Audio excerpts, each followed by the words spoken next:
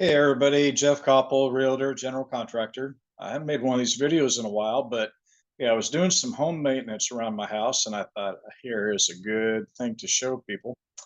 A few months ago, I installed a water cooler and hard connected it to the plumbing in my house.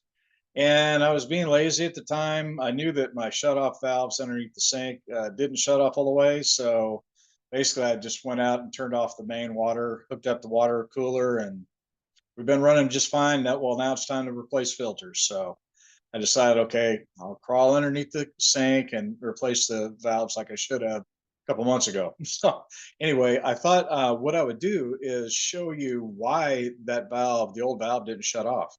So just let me move my camera here. Okay, set up so we can take a look at everything. All righty.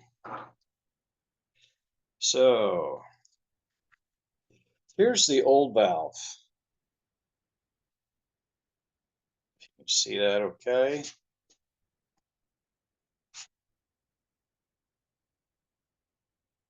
All right.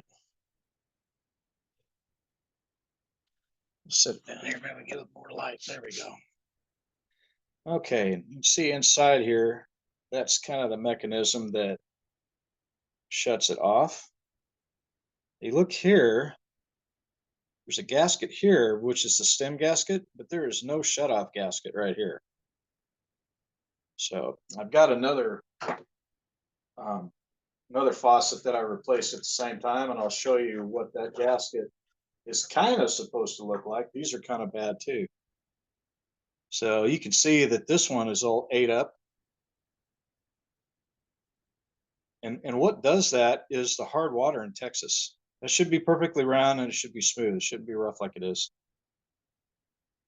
So what's the better mousetrap? Right here, this is what's called a quarter turn valve.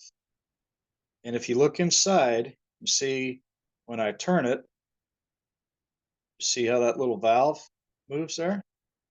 See? And what that's doing is basically closing off against a piece of phenolic, which is a specialized plastic on the inside.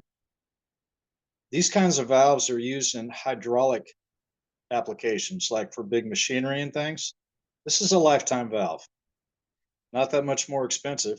And here's another thing I wanted to show you. This is a compression fitting valve. So guess what? My old valve was also a compression fitting valve. So all I had to do is unscrew the old valve